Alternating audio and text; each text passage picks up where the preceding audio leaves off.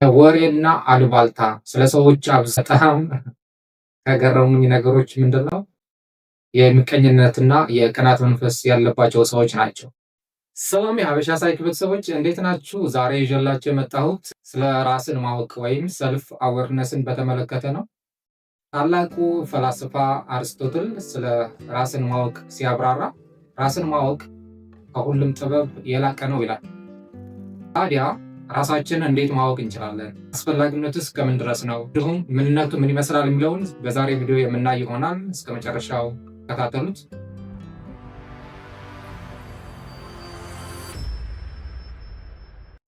እንደምታወቀው ሁላችን እንደየመልካችን፣ እንደየባህሪያችን እንዲሁም እንደየስብናችን የተለየ ነን።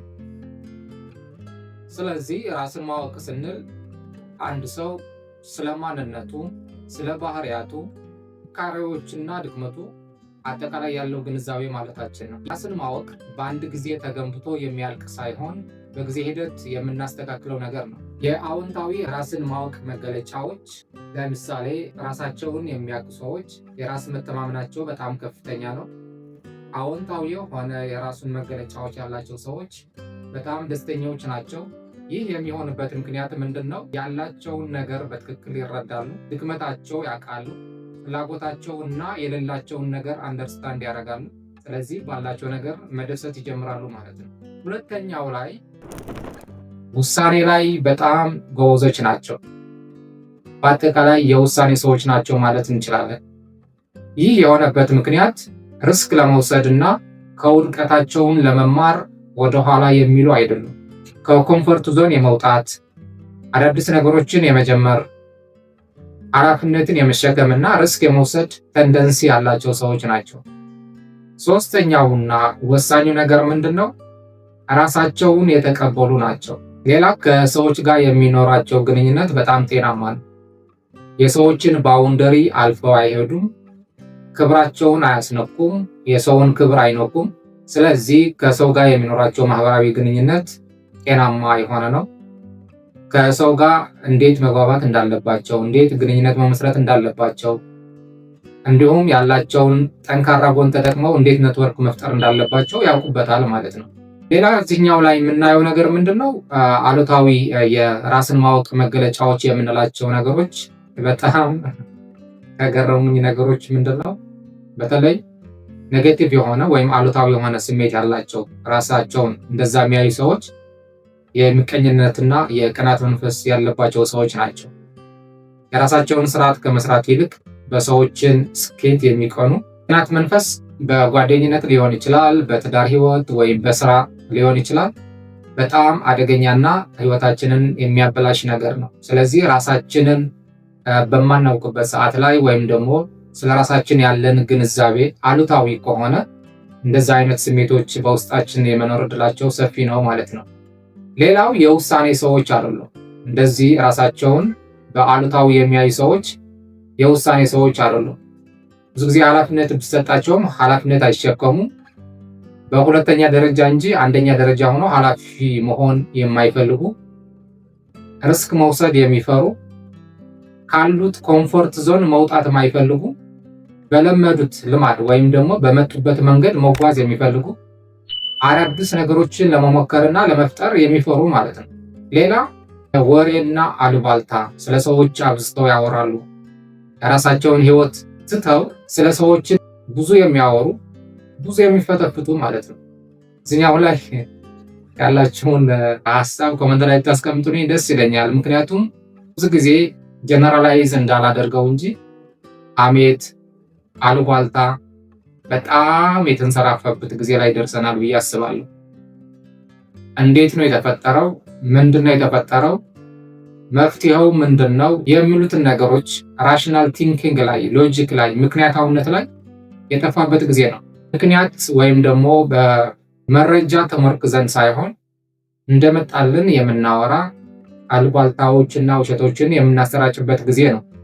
ከዛ በፊትም የነበረ አሁን ደግሞ በዲጂታል ዓለም ላይ በጣም የተንሰራፋ ችግር ነው ብዬ ነው የማስበው።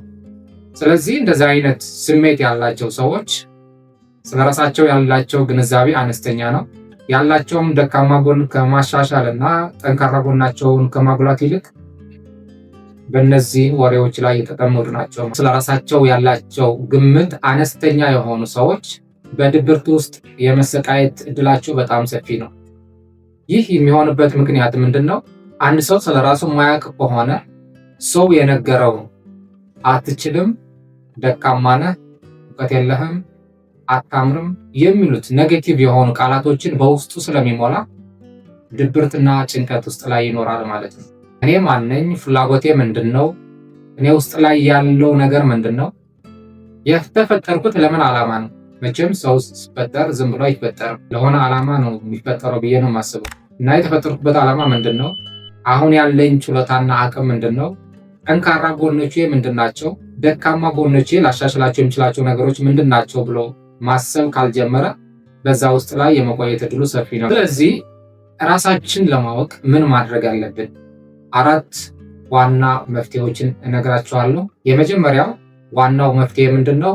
ለዛ የሚያስፈልገን የእውቀት ባለቤት መሆን። ስለ ራሳችን ስሜት፣ ስለ ራሳችን ባህሪያት፣ ስለ ራሳችን ስብዕና፣ ስለ ሰዎች ሊሆን ይችላል። አጠቃላይ ኢንቫይሮንመንትን የመረዳትና አንድ ሰው በሁሉም ኤሪያ ላይ እውቀት ላይኖረው ይችላል። ግን ጀነራል የሆኑ ከሰዎች ጋር በምንግባባበትና በምንገናኝበት ሰዓት ላይ ልናወራቸው ባህሪያችን ከነዛ ሰዎች ጋር ለማስታረቅም ከኛ ከሚመስሉን ጋር ኮሚኒኬሽን ወይም ግንኙነት ለመፍጠርም በቂ የሆነ እውቀት ያስፈልጋል ብዬ አስባለሁ። ሁለተኛውና በጣም ወሳኙ ነገር ምንድነው? ራስን መቀበል ነው። ራሳችን የምንቀበል ከሆነ እኔ ልዩ ሰው ነኝ፣ ምክንያቱም በዓለማችን ከ7-8 ቢሊዮን ህዝብ ውስጥ በመልክም በባህሪም በስብዕናም እኔን ልመስል የሚችል ሰው ሊኖር ይችላል። ግን አይደንቲካል የሆነ እንደኔ የሆነ እንዳንቺ የሆነ እንዳንተ የሆነ ግን በዚህ ምድር ላይ የለም። አስቡት እንግዲህ 8 ቢሊዮን ቁጥር ቀላል ቁጥር አይደለም። በዚች ውስጥ ላይ እንግዲህ አይደንቲካል የሆነ ከኔ ጋር አንድ አይነት የሆነ ሰው የለም። ስለዚህ ልዩ እንደሆነን ራሳችን በማሰብ ራሳችንን መቀበል ያስፈልገናል። ሶስተኛውና ለህይወታችንም ለማንኛውም ነገር አስፈላጊ የሆነ ነገር ምንድነው? ትክክለኛና ስማርት የሆነ ግብ ማውጣት ማለት ነው። ወይም ዓላማ ሊኖረን ይገባል። የዓላማ ሰዎች መሆን አለብን። ዓላማ ስናወጣ ዝም ብለን ሳይሆን ልንፈጽመው የሚገባ በራስ መተማመናችን ሊያሳድግልን የሚችል ራሳችን በተቻለ መጠን ግንዛቤ እንዲኖረን የሚያደርግ መሆን አለበት። አራተኛውና ወሳኙ ነገር ምንድነው? ከሌሎች መማር ማለት ነው። እንግዲህ ብልህ ሰው ከሌሎች ይማራል፣ በተቃራኒው ደግሞ ከራሱም አይማርም፣ ከመከራም አይማርም የሚባል ነገር አለ። ስለዚህ ከሰዎች ጋር የምንማራቸው ነገሮች ይኖራሉ። አዎንታዊ የሆነ አስተያየቶች ለእኛ የሚያሳድጉ ሀሳቦችን መቀበል በጣም አስፈላጊ ነው። በየጊዜው ራሳችን አፕዴት ማድረግ፣ ማሻሻል፣ መማር። በመጨረሻም ራስን የማወቅ እንግዲህ እንደነገርኳችሁ ሂደት ነው፣ ጉዞ ነው። በአንድ ጊዜ ተገንብቶ የሚያልቅ አይደለም። አንዳንዴ ጥሩ የሆኑ ስሜቶች ሊሰሙን ይችላሉ። አንዳንዴ ደግሞ የድብርት ስሜት፣ የራስ መተማመን ማጣት ሊሆን ይችላል። የተለያዩ አሉታዊ የሆኑ ስሜቶች ሊሰሙን ይችላሉ። እንደዚህ በሚሰሙን ሰዓት ላይ ረጋ ብለን ራሳችን የምንቀይርበት ሁኔታ መፍጠር ያስፈልጋል ማለት ነው።